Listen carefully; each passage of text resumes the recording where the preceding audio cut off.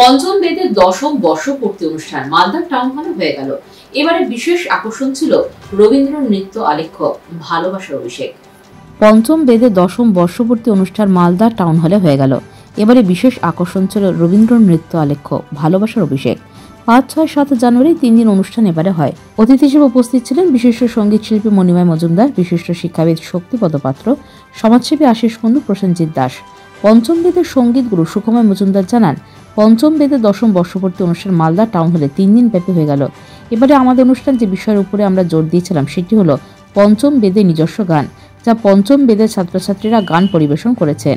সমস্ত নতুন গানের সুর আমি দিয়েছিলাম। আমাদের ইচ্ছে পরবর্তী বছরগুলিতে একটি দিন পুরোটাই নতুন গানের উপরেই অনুষ্ঠান করব।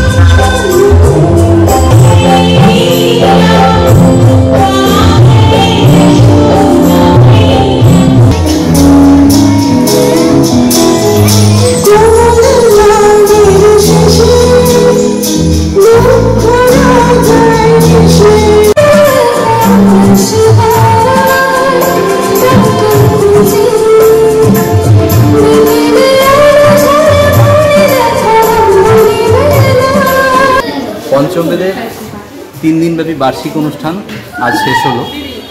অনুষ্ঠান ছিল 5, 6 এবং 7ই জানুয়ারি স্থানীয় টাউন হলে। এটি পঞ্চম বেদের দশম বর্ষপূর্তি অনুষ্ঠান হলো এবং এর সঙ্গে সঙ্গে পুরস্কার বিতরণী হলো। এবার অনুষ্ঠানের যে মুখ্য বিষয়টির ওপরে আমরা জোর দিয়েছিলাম সেই বিষয়টি হচ্ছে পঞ্চম বেদের নিজস্ব গান, নিজের গান। যে সমস্ত আমাদের ছাত্রছাত্রীরা স্টুডেন্টরা আজকে গান গাইলো বা বিগত 2 দিন ধরে গান গিয়েছে। প্রথম দিন ছিল রবীন্দ্রসঙ্গীতের অনুষ্ঠান, পুরোটাই রবীন্দ্রনাথের গান এবং নৃত্যনাট্য দিয়ে আমরা হারিয়েছিলাম। পরের 2 দিন ছিল বাংলা এবং হিন্দি গানের সম্ভার। তার সঙ্গে ছিল আমাদের নিজস্ব তৈরি করা নতুন গান, নতুন গানের কথা, নতুন গানের সুর। সেই গানের সুর আমি দিয়েছিলাম এবং নতুন গান লিরিস্ট, যারা অথরাইজড লিরিসিস্ট তারা সেই গান লিখেছেন। আমাদের ইচ্ছে পরবর্তী বছরগুলোতে আমরা একটি দিন পুরোটাই নতুন গানের ওপরে রাখবো। কেন? প্রজন্মকে নতুন কিছু উপহার দেওয়ার এই প্রচেষ্টা আমাদের বজায় থাকে। পাথর ছাড়াই প্রতিকার সম্ভব। মালদার প্রাচীনতম ভৃগু বংশ জ্যোতিষী পণ্ডিত এস শাস্ত্রী।